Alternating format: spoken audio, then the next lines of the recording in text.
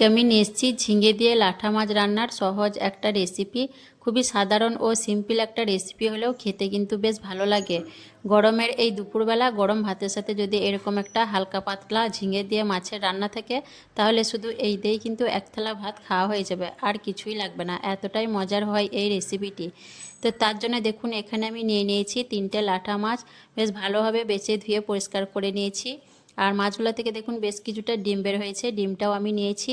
আর নিয়েছি একটা বড় সাইজের টমেটো কুচি, নিয়েছি 500 গ্রাম ঝিঙে। ঝিঙেগুলোকে আমি দেখুন এইভাবে করে কেটে নিয়েছি, বেশ ভালোভাবে খোসা ছাড়িয়ে ধুয়ে পরিষ্কার করে ঝিঙেগুলোকে 2 টুকরো করে আমি কেটে নিয়েছি। আর নিয়েছি 8-10টার মতো পাকা দেখে কাঁচা লঙ্কা। তো আর লাগবে আমার এখানে একটা আলু। তো এইগুলি আজকে রেসিপির জন্য আমার লাগছে।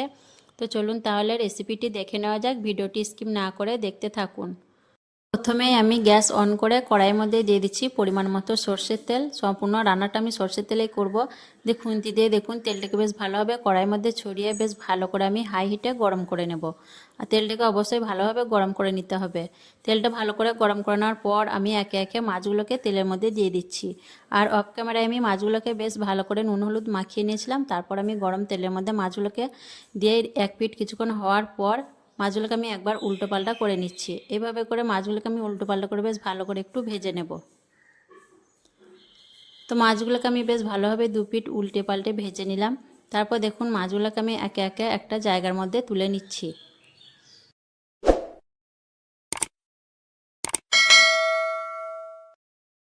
তারপর এই তেলের মধ্যে আমি দিয়ে দিচ্ছি খুব অল্প পরিমাণ কালো জিরে ফোড়নে। একটু নাড়াচাড়া করে জিরেটাকে ভেজে নিচ্ছি। কালো জিরাটা একটু নাড়াচাড়া করে ভেজে নেওয়ার পর এখন আমি এর মধ্যে দিয়ে দিচ্ছি একটা মিডিয়াম সাইজের পেঁয়াজ কুচি।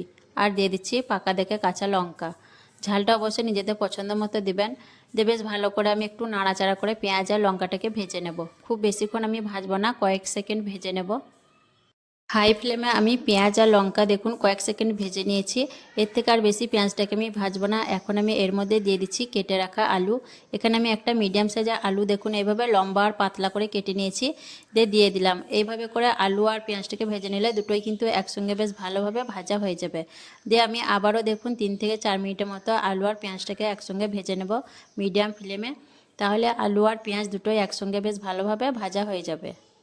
আলু আর পেঁয়াজ বেশ ভালোভাবে ভেজে নেওয়ার পর এখন দিয়ে দিচ্ছি হাফ চামচ নুন, হাফ চামচ হলুদের গুঁড়ো, আর খুব অল্প পরিমাণ দিয়ে দিচ্ছি লঙ্কার গুঁড়ো, যেহেতু আমি কাঁচা লঙ্কা দিয়েছি। আর কালারের জন্য দিয়ে দিলাম অল্প কাশ্মীরি লাল লঙ্কার গুঁড়ো। আর দিয়ে দিচ্ছি বাটা মশলা। মশলার বাটিটা ধুয়ে আমি দিয়ে দিচ্ছি খুব অল্প পরিমাণ পানি।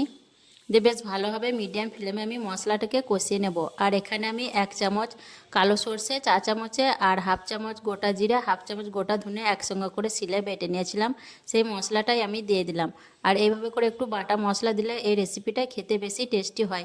তো অবশ্যই এইভাবে একটু বাটা মশলা ব্যবহার করবেন, ধনে জিরা আর সর্ষেটা বেটে দেবেন, তাহলে দেখবেন রেসিপিটার মধ্যে দারুণ একটা টেস্ট আসবে। তো বেশ ভালোভাবে মশলাটাকে আমি কষিয়ে নেব।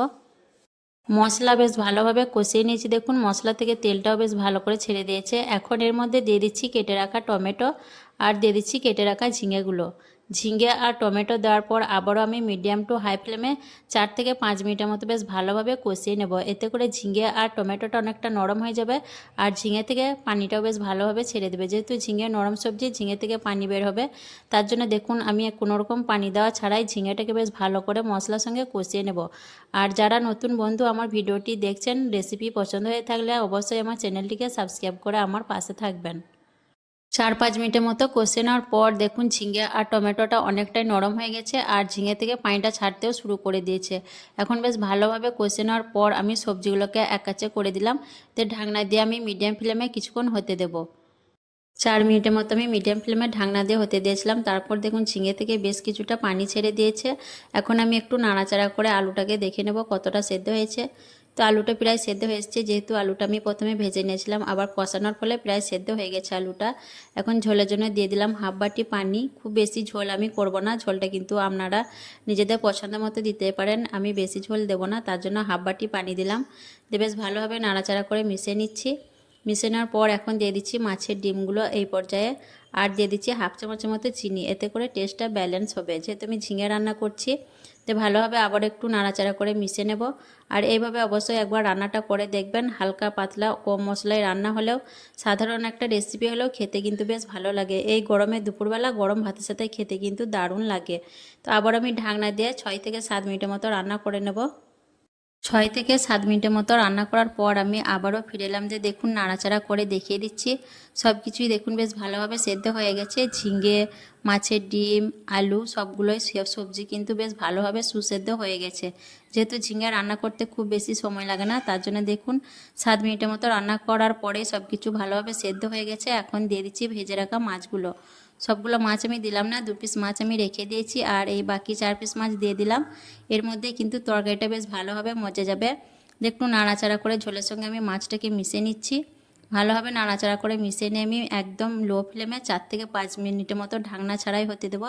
তাহলেই কিন্তু আমার রেসিপিটা সম্পূর্ণ হয়ে যাবে। তারপর আপনাদের দেখিয়ে দেবো। মাশাআল্লাহ, দেখুন দেখতে কতটা লোভনীয় হয়েছে রেসিপিটা। তো অবশ্যই একবার এইভাবে বাড়িতে বানিয়ে দেখবেন। ঝিঙে দিয়ে লাটা মাছের এই হালকা পাতলা সাধারণ রেসিপিটা গরম ভাতের সাথে খেতে কিন্তু দারুণ লাগে এই গরমের দিনে। আর কেমন লেগেছে অবশ্যই কমেন্টে জানাবেন। ভালো লাগলে লাইক করবেন, শেয়ার করবেন আর আমার চ্যানেলটিকে সাবস্ক্রাইব করে আমার পাশে থাকবেন। আসবো আবারও অন্য কোনো রেসিপি নিয়ে। সকলে ভালো থাকবেন, সুস্থ থাকবেন। আল্লাহ হাফেজ।